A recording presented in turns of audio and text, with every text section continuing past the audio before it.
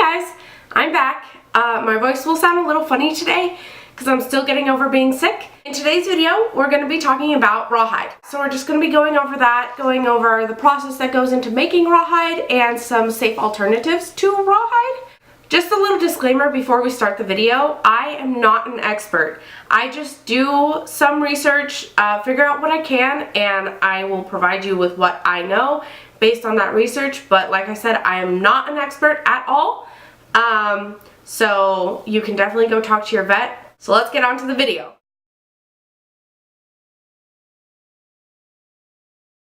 So, you've probably seen rawhide in most pet stores. PetSmart, Petco, places like that will have rawhide.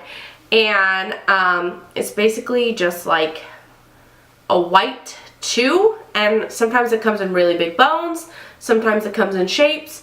For the holidays they do colored ones, so you can have ones that are white with like strips of green and red for Christmassy. You can have ones in different shapes, different sizes, depending on your pup, stuff like that. Before working at Treats Unleashed, I didn't quite know why rawhide was bad. I knew that rawhide was bad. I just knew that you can give it to your pups, but it might cause problems.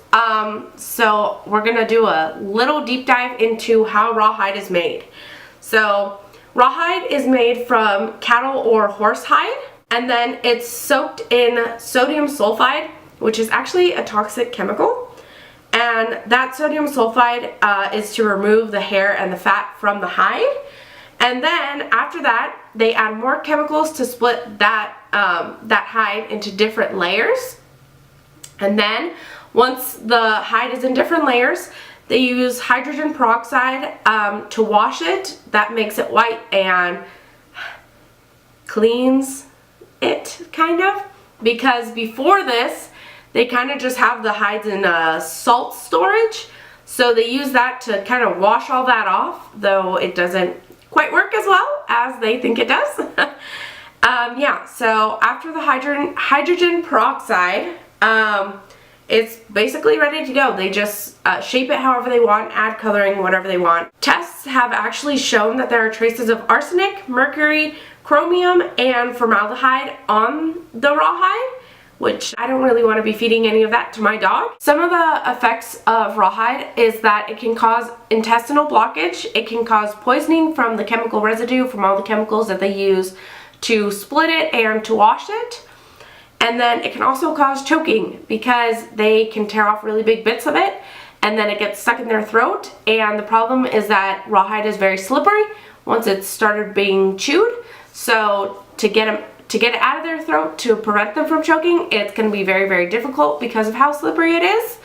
So that's basically how rawhide is made. It's a very, very basic process that I explained to you guys. There's probably some more in-depth stuff that goes into it.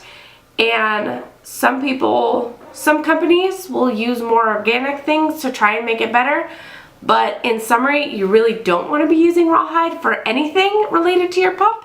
Even if it's a safer version of rawhide, there's still the choking hazard that can happen. Personally, my dogs have never choked on anything, but I know it can be quite a scary experience.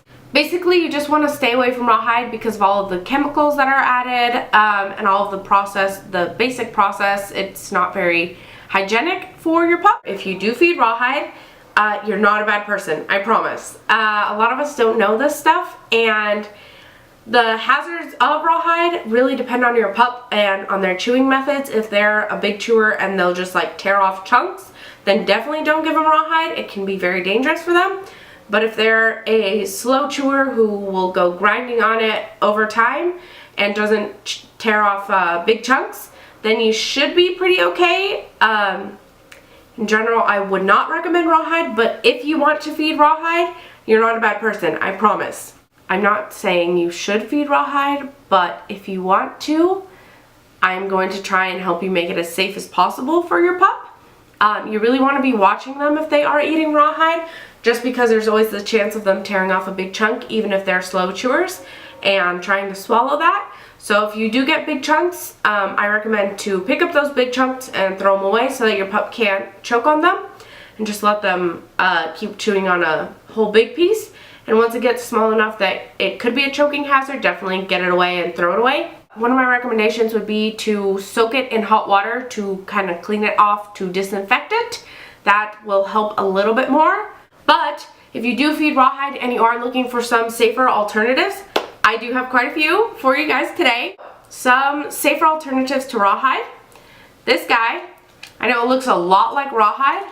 It's the white shape of Rawhide, the white color of Rawhide. It's just like a big stick, but it is not Rawhide. So the only thing that this thing is beef cheek pressed and rolled to look like Rawhide, but it's completely safe for your pup. Unlike Rawhide, it's easily digestible. It won't expand in their stomachs. There is still a choking risk. There's always going to be a choking risk with any chews that you give them. But again, if you're just careful and keep an eye on it, you should be okay. This one will be really safe for you. It's going to be easy on their stomachs. They can digest it easy. It's not going to expand. It won't cause intestinal blockage. And the good thing about these guys are rolled, so it's going to be a longer lasting chew. And how you want to test these is the ones that are heavier are going to last longer for you because they're rolled tighter. I actually got this one as a Christmas present, so I'm really excited to try this one for Simba. I have not tried this brand yet, but we have quite a few customers at Treats Unleashed that come in just for this guy, and it's pretty cost effective. It's $7.99 for this big guy, so I think it's pretty good. We'll see how it goes with my pup, and I will update you guys on that in a later video.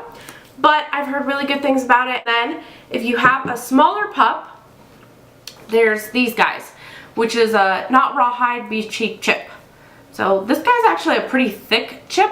They come in different sizes, of course, and it's the same thing as this guy, just in small. So they're exactly the same thing.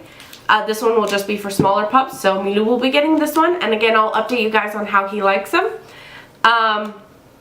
The only thing with these guys is that if your pup is allergic to beef or just doesn't quite care for beef, you might not want to get these because they're only beef in them, so your pup might not like them. Again, this one is for smaller dogs, so I wouldn't recommend it for a bigger dog unless you are just trying it out. You can always try a small one to see if your pup likes it and then move to the big one. Or if you have a puppy that's going to be a big dog, like a lab or a husky or my dude, a schnoodle, you can always start out with this one when they're puppies, and then since you've established that they like it, when they're bigger you can move on to this one. Yeah, so I'm really excited to try these guys out. I've heard really good things about them, and like I said, we have customers that just come in for these guys, so I believe that they're going to be really, really good. So another alternative to Rawhide is going to be these guys.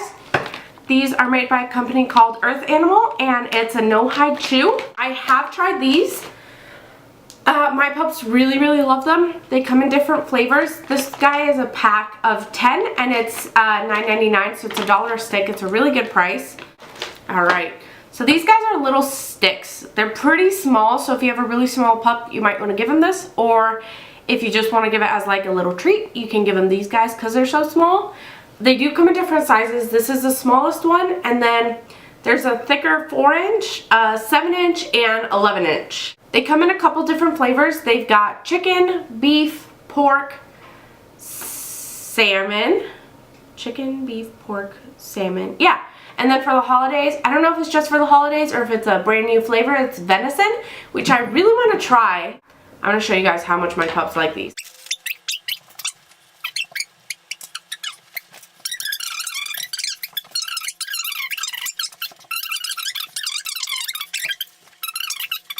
So yeah, these guys are 3 safe alternatives to Rawhide. I would definitely recommend checking any of these out if you can, if you have them anywhere near you.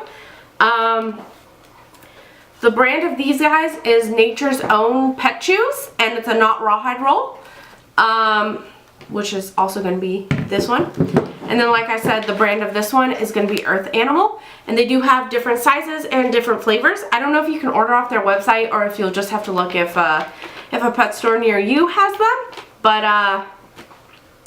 yeah, I really love them, and I'm really excited to give them these guys. We'll have to try someday soon, see if they like them, which I'm assuming they will. I mean, it's a dog, it's a chew, tastes like beef, what is not to like, right? If you do feed Rawhide, you are not a bad person, I promise. A lot of us don't know this, and like I said, you might not be able to find these things near you.